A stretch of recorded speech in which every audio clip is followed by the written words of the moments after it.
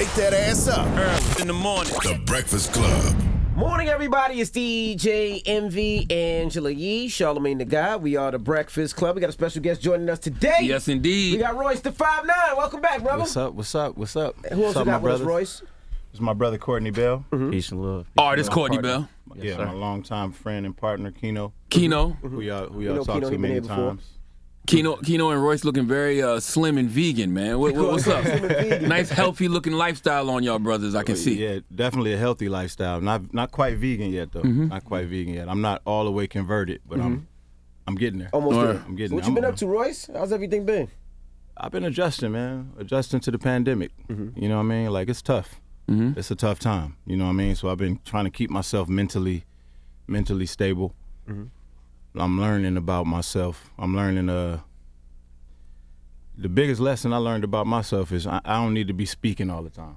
I don't always need to be saying stuff. You know what I'm saying? Like, I'm trying to get my filter together. I'm trying to learn how to protect my energy, especially on like Instagram, my timeline, what to look at, what should I just not look at. Correct. You know what I mean? So that's the biggest adjustment that I've been making. And then music, you know, I'm always making music. So, you know, so right now we got a project called The Heaven Experience where I took over ownership of a lot of my masters from dating back, you know, which is, I feel is super important now. You know, I feel like all artists should look at every song like a straight up asset. You know, we got all of these companies that for the most part don't even need to even know about music anymore. They're just looking at it like an investment, which it is. You know what I mean? So now is the best time to make sure that you got ownership and make sure that you can figure out new things to be able to do with the masters when you get them. That's what a lot of people say. You know, people want their masters. They want their ownership. But don't know what to do with But them. don't know what to do when they get them. You know what I mean? So what's the purpose of having them? And you don't know what to do it. You don't know how to monetize them. Well, think about this. Remember when it used to just be physical copies. You know, you sell it sells in the store one time and that's it. Now, when you upload it to the streaming platforms, it may not pay out in one big ass lump like it may have before, but it exists now. It's just present. You know what I'm saying? So think about it. A lot of these companies, they're buying up all of these masters, they signing up all these artists, even at the lowest level. But then, you know, it's all catalog and it all adds up. You know what I mean? So I think it's key to just make sure that you have as many things on platforms as possible. And then, you know, other conversations can be opened up. So that's why this is happening, right? Because I'm looking at you like you got 15 songs, 10 of them are best ofs, basically, right? Yeah. So is this why this trend of artists dropping projects with catalog, that's why this is becoming more popular, just because people are getting their masters back? I'm not sure. I can't speak for anybody else. I know with me, as soon as I got them, the first thing I wanted to do, because we had to take them down, get them, and then now we need to put them back up so that they're there. You know what I'm saying? And then from there, you know, we can have, sky's the limit on what the conversation could be. What was the process of getting it back? Was it, you know, some people have to wait a certain amount of time. Some people had to pay. Some people it was just a conversation. So what was the process with you getting your masters back? All of the above. All of the above. Conversation, time, and pay. Yeah. But you know, when you sign, you know, from our era when we did deals, it was standard for the labels to have control of the master for like 7 years, something like that. You know what I mean? So some of it was just waiting out to 7 years, going back and getting them. And then it's a process too after that. So, you know, you got to go through a whole process after that. And then some of it was, let me buy that back. And then some of it, you know, it was all three. You know what I mean? So I'm constantly on that grind. Like, I want everything. I want everything that I've ever done, you know. And then moving forward, obviously, Keno and I are way more in the know now. So moving forward, there's no deal that we don't know how to do. Do you talk to a lot of the Detroit artists? Because Detroit is a new wave of artists coming out. Do you get a chance to speak with the younger artists and say, hey, this is how you should be signing your deals? Or is it one of those things when you're young, you're like, fuck that, we know what we're doing anyway? Nah, I speak to him as much as I can.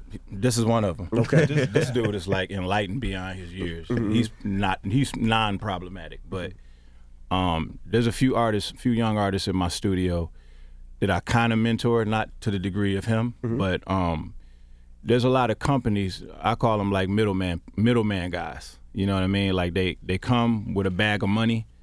They don't have much to offer, But since they have money up front and they're catching these guys at a time where they kind of need money or they feel like that they need money, it's already in the contract. I actually read somebody's proposal, and it said we will have ownership of the master in perpetuity, and then we'll split everything 60-40, 60 us, 40 you, and give you a $5,000 advance.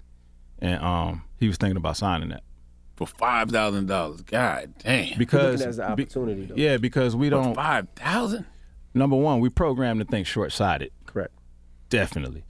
We have no kind of like idea of how to place value on that master so early on. We don't know what it's going to be worth until it comes out, and then it goes, and then it's like, damn, okay, now I know a little bit more. Correct. Now I want to go get the master back. Now it's the same old song and dance publicly from a public platform. You bashing some company or something like that, Right. which that shit don't look good either. You know what I mean? But you get it. I 'Cause get it. You understand. You signed that deal for $5,000, right? And this is what most people Not probably 5, though. If it was 50, if it was something that somebody this is could what see they- that they never seen But this is before. what they thinking though. You make one hit. The label puts out that one hit. Now you're making. Remember, artists don't make $5,000, $10,000 a show if they got a hit. They're making 40, 50, 60,000 a show. Very rare. No, a lot of Very more rare, artists you man. think. More artists you think making 20, 30, 40, 50. I think it's probably less We than just had 1%. this conversation on the way here. We were looking at the Ja and Irv interview. And we was talking about Irv's position, and I honestly see Irv's position on it. I see label's position. That's probably why we balance the way we do.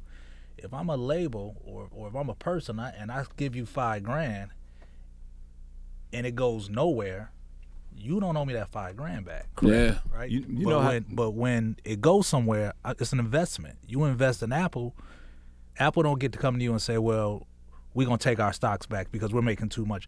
It's a deal. The problem is we don't always understand the complexity of the deals because we don't come from homes where that type of business is discussed. But you True. can't be mad because can't be mad at it. You You have can't to be have mad at an it. attorney. So that means your attorney looks over that paperwork in most cases. Yeah, but And your if you're- attorney is their attorney. That's right.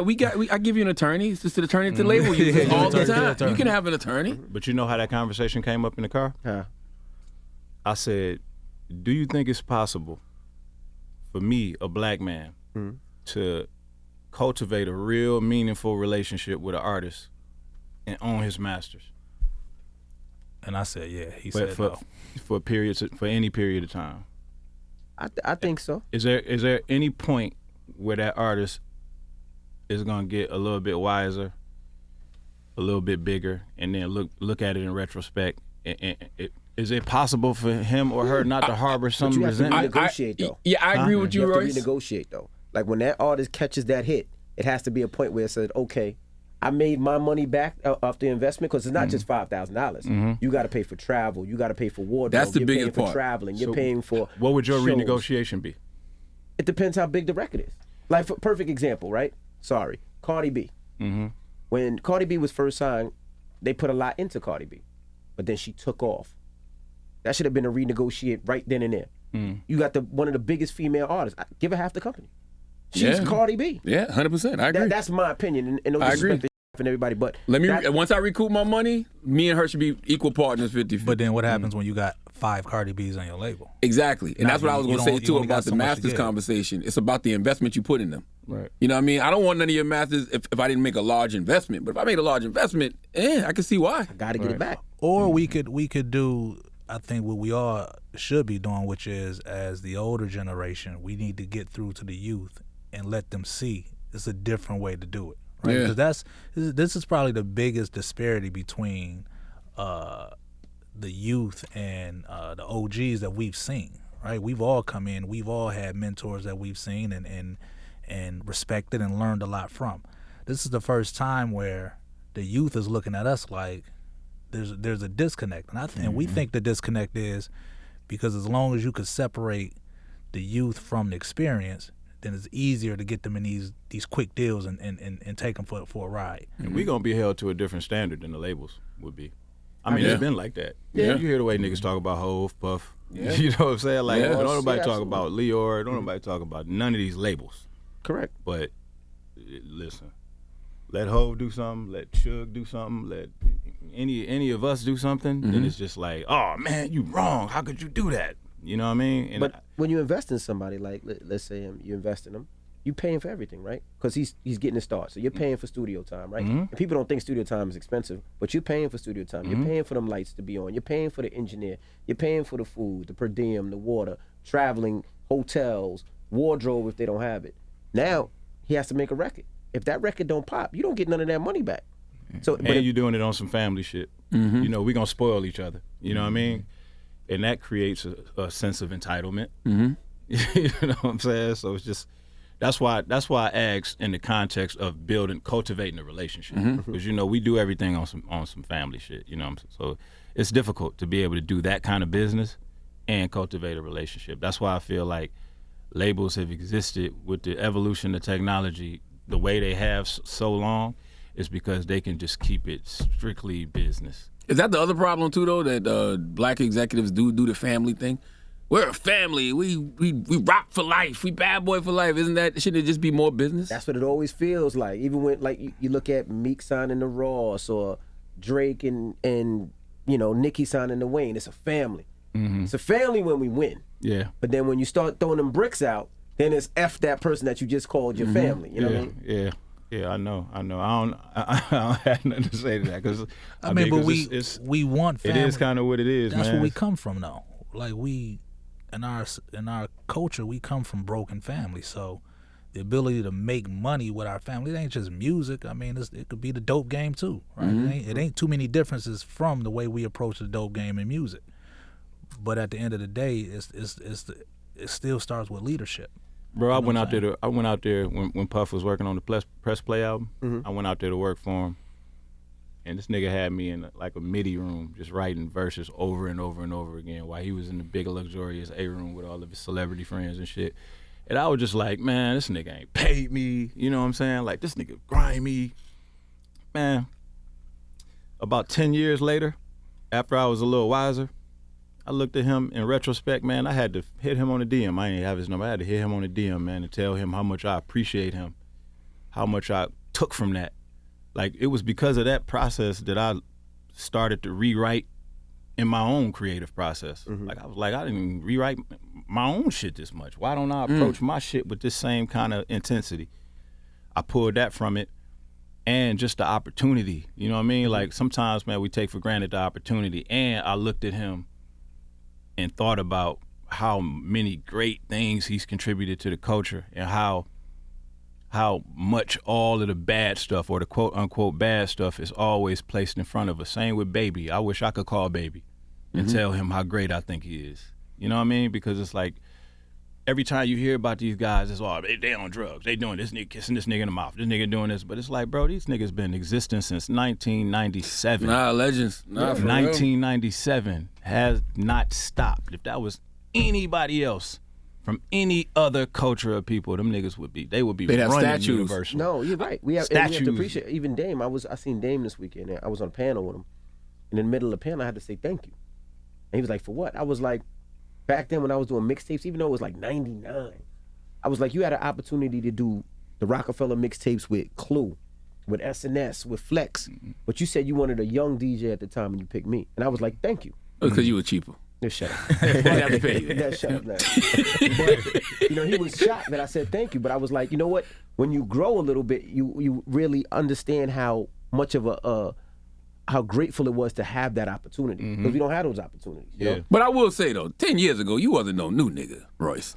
No, I was saying 10 Yeah, to have years. you in the B room now, you ain't no new. Yeah. No, I was saying 10 years later from when that was. Oh, okay. You remember the Press Play album? Yeah, but even with that, Royce, the 5'9" should have been treated with a little bit more respect, I think. No. I was on a private jet with him. We went to Tampa. Oh, okay.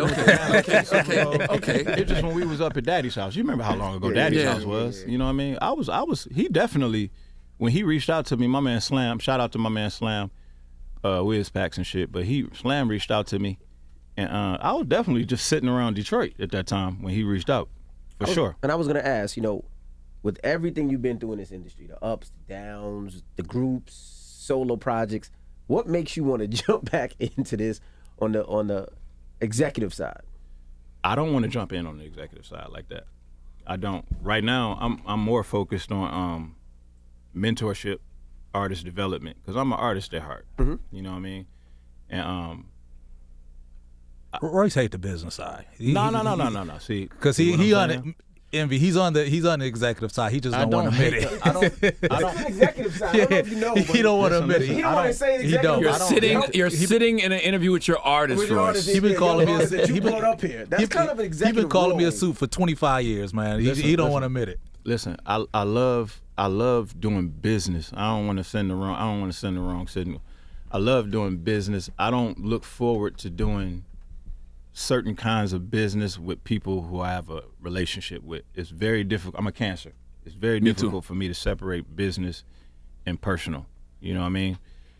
Somebody I care about, it's gonna be hard for me to, like, this nigga would be like, yeah, okay, so this is what we're gonna do. We're gonna give him something standard. But like, we can't do that. You know what I mean? So that's that's where we defer. You know what I'm saying? Because he's more of the business side. He's always been more focused on the business side because that's all he's ever been. He's never been on the creative side. But you got to go through it again. You're going to have to go through talking to producers, talking through artists, talking to DJs. You're going to have to go through the gamut again, that people that you think is family, until you got a new project and they like, I don't know, or you want to beat, and it's like, for you, Royce, I do it for free, but for him, you're going to have to go through that again. Man, even when I'm doing albums, there's never been a time where I enjoy calling people for features.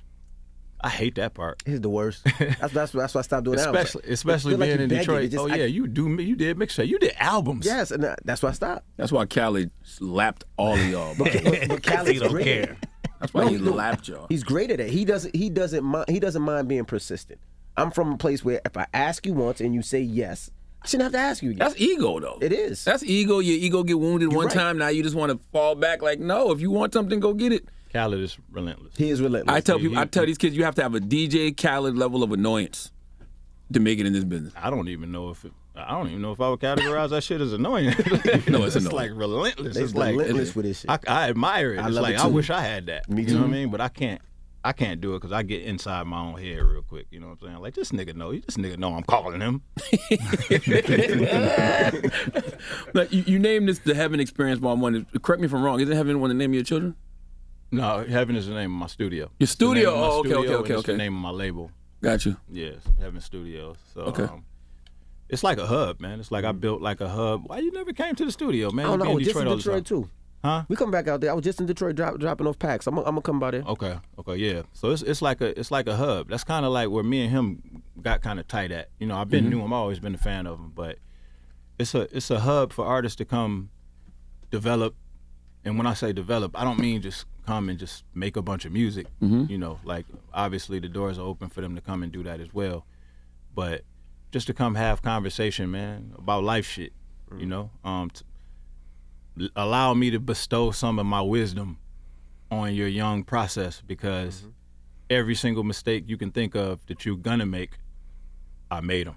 Right. Times 10. That's where I learned all my greatest lessons. You know what I mean? And I feel like it's a part of it. It's a part of success and evolution to like apply that back to the environment, apply that back to the generation coming behind you. Otherwise, you can't consider what you're doing success.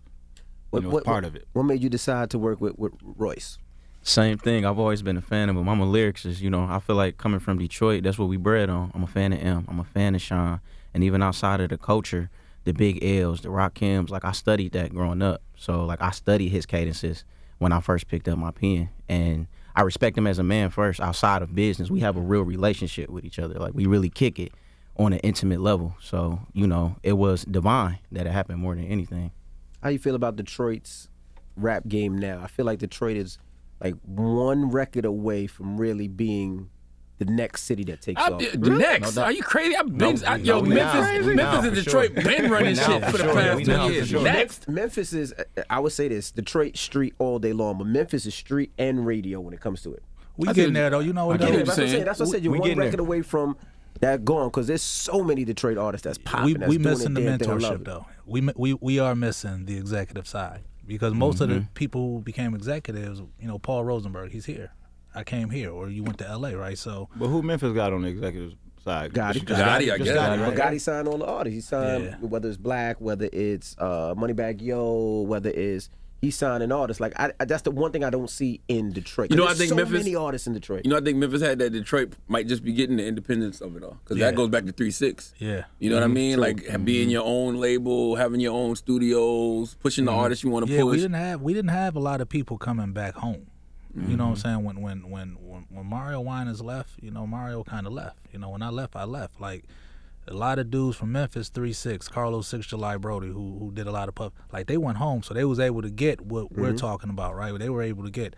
I say as an executive side, but you know, Royce says mentoring. We was just saying, I use the word artist development when we talk about artists, because I think it's gone beyond telling somebody how to write a song. Like artist development for me has been like, how do you get a hit record and come on here and not go home and die? How do you how do you learn how to have the right conversations? How do you get $1 million and not go buy rims or have everybody else, your lawyer, accountant, everybody take their money, but there's no understanding of how wealth is created. So for us, artist development is, and I think what Royce says mentoring, it's about really just giving them the tools and the resources and the strategies. Because a hit record can come and go. Right. One hit record could set you up for life. Yeah, or you could have 10 albums and be broke. Just teaching them the importance of solidarity.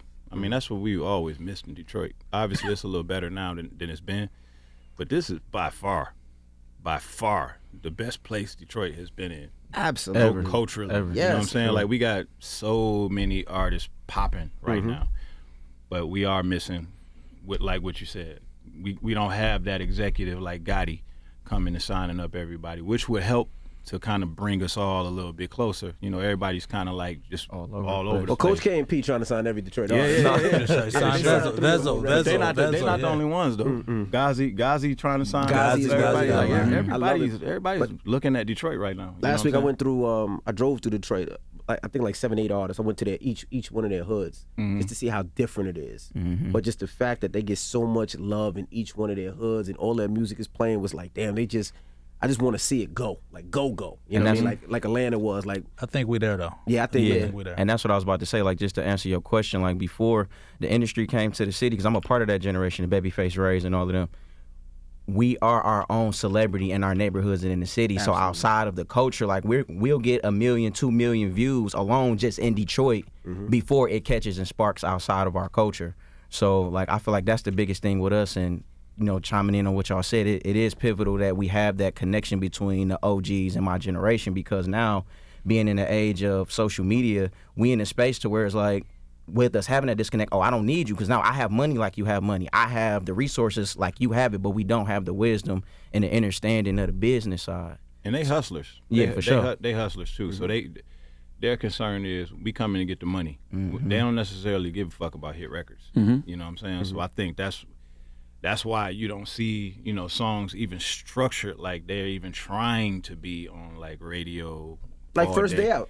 Yeah. It's going on. There was no Exactly. hook, no nothing. It's just incredible. Incredible you know record, what I'm saying? right. So it's like I see where they're coming from. Like that Vezo and Kodak record is Oh, ridiculous. it's Vezo nuts. record is Salute to dope. He got a Vezo. bunch of records too. I wonder if Sada Baby got a bunch of dope records. because I think about like Shady Aftermath, right? Like was that the right machine, but at the time it just wasn't a plethora of artists like it is now?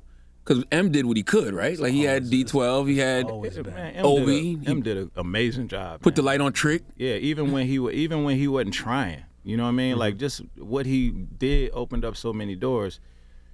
Back then, Detroit was broken down like this. You had the street rapper side, which was the street niggas who rap, kind of like what you see now. And then you had the hip hop nigga side. That was us, Yeah. the backpackers, quote unquote, from the hip hop shop. So myself, Proof, everybody on our side got a deal. Every single person from that era on the hip hop side got a deal.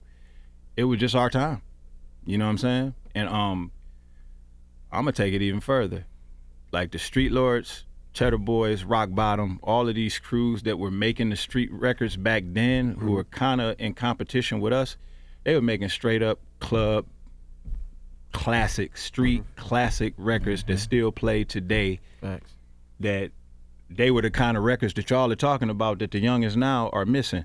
The youngins now are kind of like a derivative of these guys. Street Laura Wine, Blade, God rest his soul. And it just wasn't the game hadn't caught up to what they were doing yet. Now the game has caught up to that, and the door is wide open for the Vezos, the Cider Babies, and they kicked that shit through, and they came stomping through. Babyface, yeah. But I wish one of them would make I wish one of them would make one of them real quick, because if they do that, that's it. It's over. Yeah. Now I see you have a lot of people coming to Heaven Studio. Chris Webber was just there. I think J. Cole was there once. I think I saw your picture in your Cole. So what's going on? Is it records being made? Like, what is it? Yeah, it's records being made. C. Webb actually came the other day. He played some beats, but we got some other stuff that we're doing. Can I talk about that? In the marijuana business, we partnered up and we're doing some stuff. Cannabis. Marijuana is a derogatory term. Cannabis. He just got Cannabis marijuana sounds better, they say. Well, you know what it is. Can I too? get canceled right No, now? no. But Wait somebody now. told me who's in the cannabis business that marijuana was a term that white people used to use for weed coming out of Mexico, and so it's actually a bad connotation. They look down on it, so your that's why they attorney say- says use the term cannabis. Okay, cool. So I say weed. Weed is probably better than Yeah, this marijuana. weed. okay, I'm gonna say cannabis. We all know. I'm gonna go with my attorney on this one. I'm gonna say. It's So yeah, we partnered up on some stuff in the cannabis business. We're doing some NFT stuff together, and we're gonna make some music together. And then he has a bunch of dope ideas on stuff that we can do, and it was just a long time coming. We met like a while back, but we never really got a chance to connect like that. So we spent some time with each other and just seeing how like-minded we were, and I'm into that right now. You know, just being around like-minded people, real niggas. You know what I'm saying? Building relationships and just figuring out ways that we can use our viability that we bring to the table, put it together, and figure out what we can do, and just be real creative with what that could be. They You gotta know, I don't- legalize it too, though. First in Detroit, that's wild to me. They got to legalize it. You mean federally? In Detroit, yeah. Well, you know, it's I thought it was legal in well, Michigan. it's It is? medicinal only in Detroit. It's I not thought it was recreational. recreational. It's not recreational. in recreational. Detroit. Okay. No, but it's crazy because you can go 5 minutes out into the white area and it's legal, but this is recreational, which makes no sense. Which makes no sense. You know, we don't give Chris Webber and Jalen Rose and Jimmy King and Ray Jackson and Juwan Howard the credit they deserve, right? Because I'm not from Amen. Detroit, but I look at those brothers. They were so unapologetically black at a time when we didn't see that type of unapologetic blackness on TV, embracing hip hop the way that they did. But as a Detroit native, how did that impact you? Man, it impacted me in a way that me and C. Webb sat and talked about that very thing you just said for 5 hours. Wow. Them niggas, they shifted the paradigm, man. They changed the way that players wanted to dress. Like, yo, they was the first ones with the long baggy shorts, the big baggy jerseys with the t-shirt under it with the sleeves cut off. It was their idea to go with the Huaraches that did not match the uniform. It was their idea for everybody to cut their hair bald. Yo, and they was freshmen, all of them freshmen. Word up. All of them freshmen starting running shit. You know what I'm saying? And it's just They paved the way for the they AIs paved the way. of the world. They paved it. And we need more of that, man. We need more people, for lack of a better phrase, obviously, but to kind of like give the system a little bit of pushback. You know what I mean? Like, it's just necessary, man. It's necessary. And I gotta ask, Slaughterhouse, are y'all back on good terms? I don't know what month this was, what week it was. I happened to turn It was on early this year. Instagram, and I seen y'all arguing on Instagram. You were the middleman. You were the one trying to calm things down, and they were going back and forth. And I just turned to it. I was like, I can't see these brothers arguing anymore. So y'all back good? I mean, Oh boy. we never. I mean, I can never say that we bad. You know what I mean? Like, listen, man. We spent 10 years together, man. Damn near every day building something special. You know what I mean? And it just ended in a very unfortunate way. But I can't just sum it up like that, man. I can't. I'm sorry, man. It's my doorbell at the studio. I'm sorry. Probably just DoorDash. So I can't just sum it up like, nah, we ain't good. You know what I mean? Nah, we haven't spoken. You know, two of the guys, Crooked and Joel, made some decisions that, you know, we can't really come back from in terms of business. And that's really it. Decision was they decided to do their own group or do their own thing together? Nah, they I'm gonna give you the short version. But me and Joe are sitting around minding our own business, and we look up, and they start rolling out a project. The project was called The Rise and Fall of Slaughterhouse. They put this project out, and the project is announcing to the world that the group is over. And this is while we had already went through a long negotiation with Shady to pull the group off the label so we can do things moving forward, so we can make another album, so we can relaunch merchandise, so we can relaunch everything Slaughterhouse. And for whatever reason. So y'all were gonna do another album. Even Joe was gonna get in the studio and do another album at that time. Absolutely. Okay. Absolutely. And so the whole album was basically about how Joe not gonna rap. Crooked came to the table with a deal idea. We didn't want to do it, so they over it. They're done. The group is done. And I just felt like that was a hell of a thing to blindside me with as a friend and as a business partner, because number one, if the group is gonna be over, that's fine. Things end all the time. Just let me know that. Send me a text. Shoot me a text letting me know you're done. Or if you're gonna go public and say that you're done with the group, that's cool. But don't just go public and just announce that the group is done. You know what I mean? Like I expected more out of Crooked. I didn't have as much of a problem with Joel because, you know, me and Joel always been cool, but me and Crook, I thought we were better than that. You know what I mean? So it was more of a personal thing. You know what I mean? But I can't bring myself to a point where I can get on a public platform and bash any of them, though. You know what I mean? I got too much love for them. And I think the amount of love I got for them is what made me so disappointed. You know what I mean? So it go back to what I was saying earlier, just about, you know, airing out how I feel on public platforms. Bun told me, like, when Slaughterhouse first became a thing, he called me and said, anytime I ever aired out anything publicly, if it involved family, I always regretted it. And that always resonated with me. And since that conversation, I went and done that probably 50 times. And I regretted it every time. So, you know, so that's one of the things that I'm working on. So to answer your question, no. No more Slaughterhouse, but still nothing but love, always. I respect everything that you said. And I feel like that should have been an easy conversation for Crooked and Joel, because Joe don't want to rap.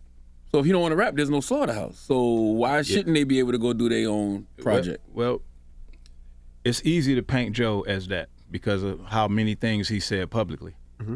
But when we having conference calls, and he's a part of every call, and we having creative conversations about what we're gonna do next, you know what I mean? He was gonna get back in there and do it.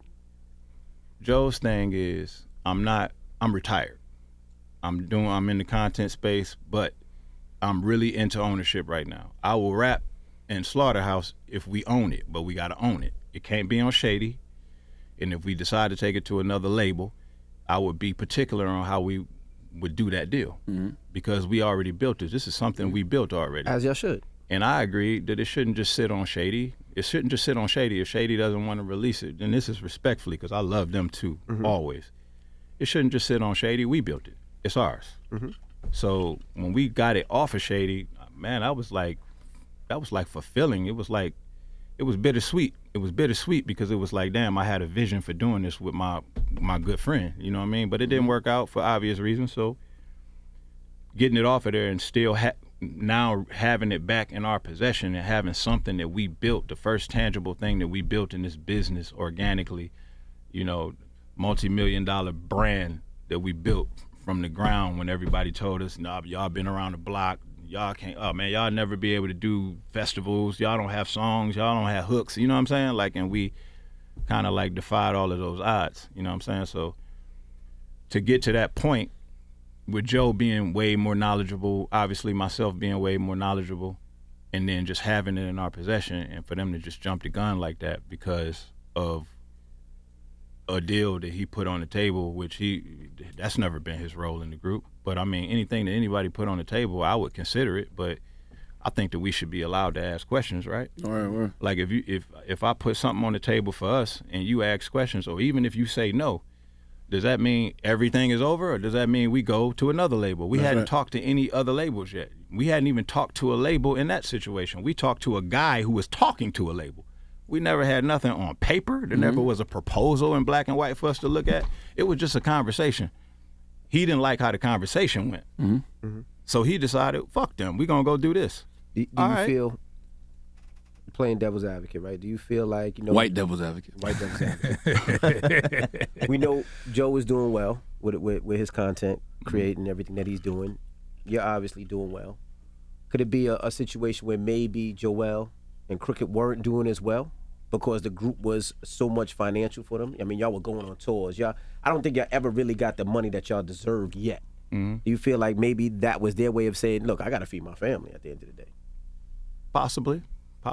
And I mean, listen, that makes it even worse because it's like, bro, if that's what it was, who you supposed to have been talking to? You know what I'm saying? Like, who wouldn't understand? Who would understand that more than your brother, me? Right.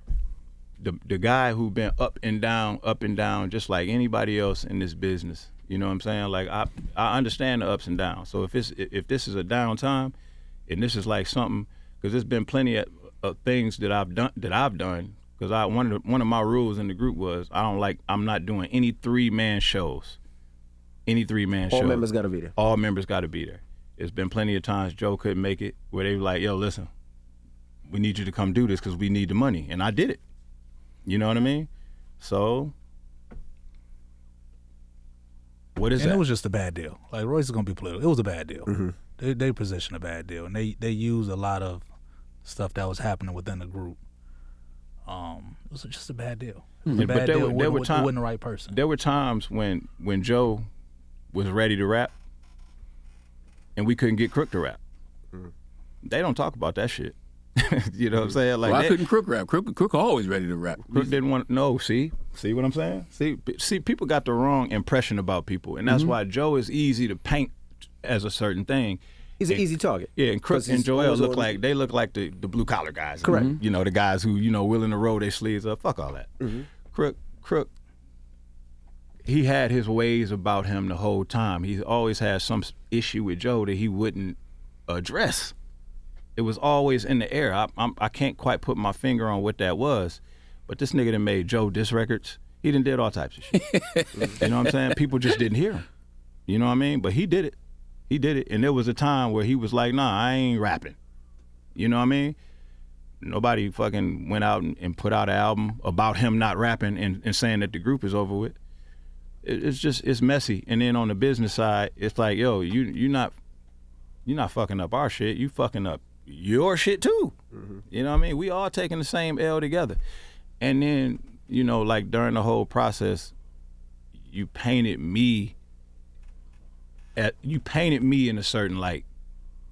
You had to paint me in a certain light in order to be able to do that. And I'm just trying to figure out what did I do to deserve that. Yeah, and I mean, there's no reconciling because I heard people getting invited to the Frank stand on those calls, right? I never did. Didn't somebody say SMD on one of those calls? Joel. Oh no, Joe. No, Joe. One of those, I was like, Joe said Frank stand. Joe said that project at SMD. He said that project. Yeah, that project could suck my dick. Yeah. Well, maybe it was the project. So yeah, maybe that's not. That's just when I started seeing all that, I was like, you know what, enough. That was just some Joe shit to say though. You know what I'm saying? Like it wasn't like Joel know how Joe talk. You know what I mean? So that wasn't really nothing. That was one of them things where you can take it super offensive and personal if you choose to.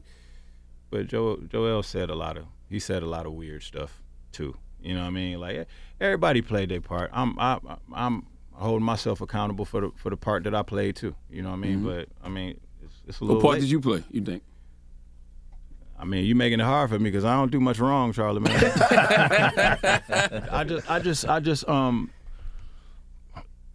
I think I did that thing that I was talking about. I went on Joe's show and I was frustrated, and my reaction to what they did caused Crook to react to how I reacted. You know what I mean? And then what he said made me block him. It made me block him on social media and made me block his number because I love him too much, and I don't want nothing else to get said that's gonna turn me up, that's gonna put me up there. You know what I mean? So, and I don't feel like there's anything that should go on in the rap space that should even bring you to that. You know what I mean? But we all guarding something. You know what I mean? Like we all guarding, whether it's our egos. We come from environments where the measuring stick, the cool is some souped up tough guy shit. You know what I mean? Like, everybody's like, watch how you talk to me, respect me, but everybody ain't being so respectful. I get it. You know, so. Talk to me about the Lupe fiasco thing, because I still don't understand where that went left. Lupe fiasco? Y'all were doing a I don't remember. podcast together. The next thing you know is diss records flying. Explain. I don't I remember. really don't know. Like, I've tried to follow it, but I really don't know how that turns into that. And at first, I thought it was friendly. Just on some like, What happened? I'm lost. I'm super Like, I'm lyrical. totally lost. Lupe's super lyrical. Let's do some records together. It was friendly. It was friendly, but the same thing happened.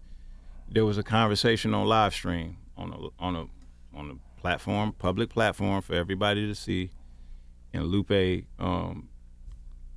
he made an assumption. He assumed because Murder Mook and Loaded Lux, one of those guys posed the question, who would win in a battle between me and Lou. Now URL had already reached out to us and asked us would we battle each other on the platform. Mm-hmm. We said no. We talked about it. We agreed that that's not even something that we would be interested in. Mm-hmm. I never even looked at Lou as like a that he could be a op of mine. You know what I mean? Like, I don't feel like that he's that kind of rapper. I think he's an amazing rapper. Correct.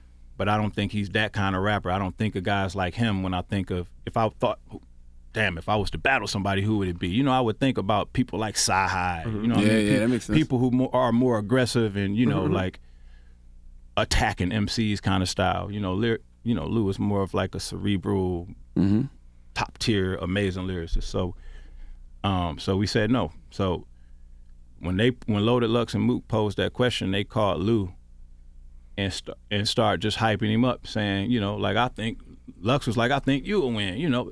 So whatever they talked about, Lou assumed that I was the person who initiated that conversation. So he thought that I spoke to him and we agreed that we wouldn't battle. And then I turned around and went and sparked up a conversation trying to bait him back into going on that stage to battle me. And he didn't like that. But the way he did it was just wasn't cool. Why he just ain't call you and ask you? That's what the fuck I'm saying. So he came. So me and Young Guru, we on live stream, and then he's in the comments saying bring him in. So I bring him in. Now it was me, him, Young Guru. I think Mook was on there too, and we bring him on. This nigga ain't got no shirt on. You know what I'm saying? Like he walking around with no shirt. What that got to do with it? He's ready to fight. Got everything to do with it, man. Smoke. We want to smoke. Because it's like my nigga, I came up with a dad who used to cuss me out not wearing no shirt all the time. You know what I'm saying? It's a trigger of yours. It's a trigger. Yeah. So It's a sign of aggression. So he like, I seen it immediately. He was turned up already as soon as he brought him on. Yeah, nigga, you gonna keep bringing this shit up and making a fool out of yourself. Get yourself embarrassed, nigga. And it was just like, I said, Lou, Put your shirt back on. put your shirt back on.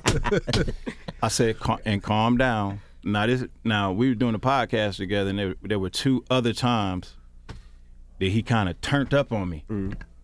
And he get passionate, and he just start kind of raising his voice. And you know, Lou, building a relationship with him was kind of like a case study, man. For me, it's like the challenge to me is building a relationship with somebody, coexisting with somebody who you know you may have conflicting ideologies with. Is somebody who you may not necessarily have a relationship with if it weren't for the music space, which I think I'm intrigued by that. Right. Because I think he's such an incredible lyricist, and I think he's so different from me. But I think that through music we can find the neutral things that we agree on, and we can also learn to agree to disagree on the things we don't agree on without having to try to change how each other feels. Right.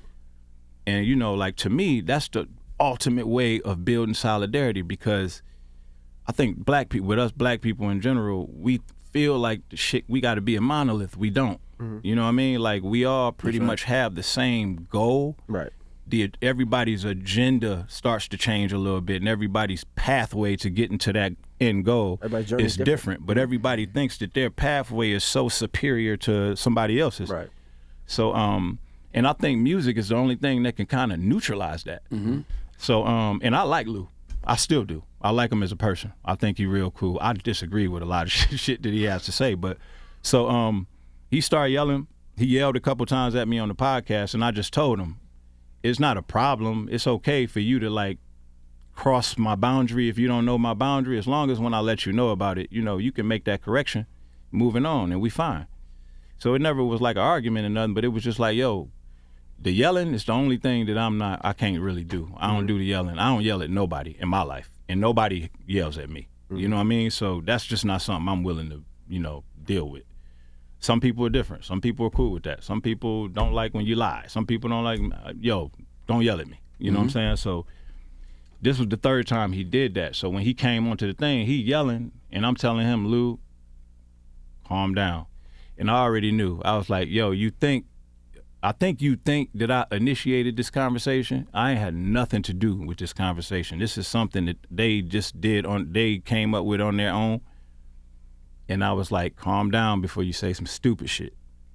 And he was, you know, when somebody already turned up, it's hard for them to calm down. So he kept yelling and yelling and yelling and yelling. And then I called him a bitch. And that was the thing that I did that I got to hold myself accountable for. You regret it? Do I regret it? I don't know if I don't know if regret is the right word, but I'm not happy about saying that because I don't think he's a bitch. You know what I mean? I don't think we should speak to each other that way. Of course. You know, but I do understand why I said I said it, because it was just a reaction. It was a point that I got pushed to. And I feel like I gave a lot of warning points. I gave a lot of lead into it.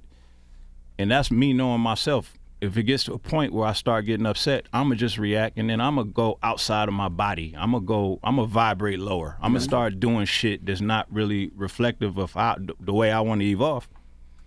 And I don't feel good about it. I don't feel good about it, but I think I would regret it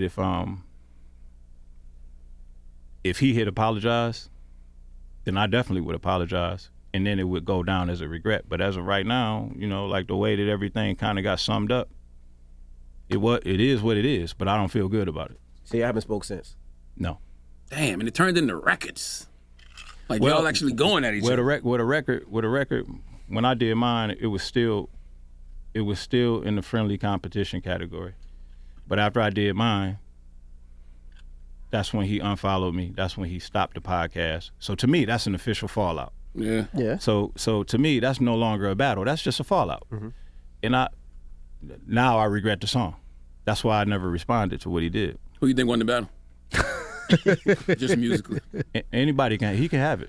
He can have it. I don't, you know, it wasn't, I'm not, first of all, I don't think anybody cares about, it never was about who can rap better, who can win in a battle. It never really was about that, man. It was just, we sparked up conversation to have friendly conversation with a whole lot of different guys that speak to a whole lot of different audiences all together, so people can follow one clear, precise narrative. You know what I mean? Like, there was a point in my career where it was important to me to be the best lyricist.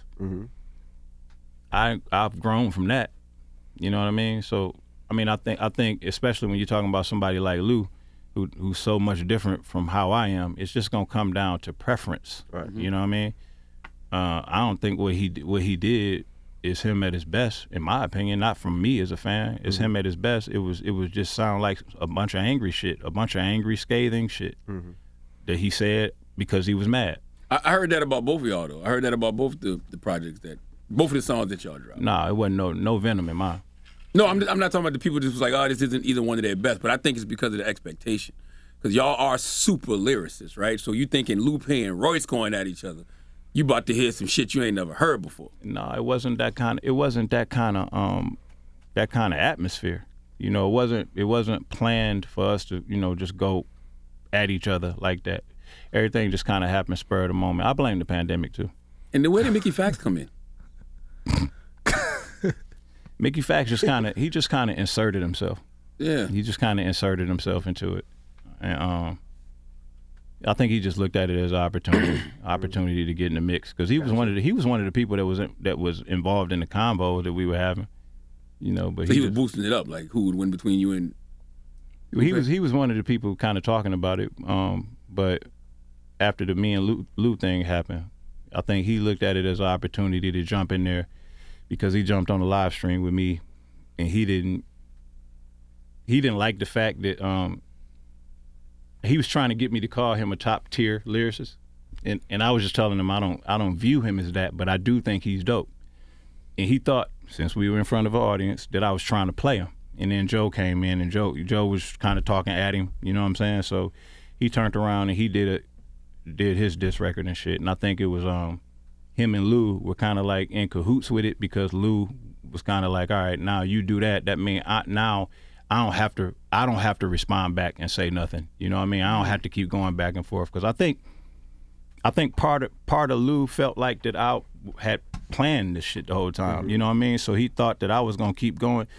So that was one of the reasons why I made sure that I didn't respond, because I didn't want it to even seem like that I had even planned that. You know what I'm saying? Like I don't want to put Lou in a position to where he viewed a certain way. You know what I mean? Like, that ain't what I'm here to do.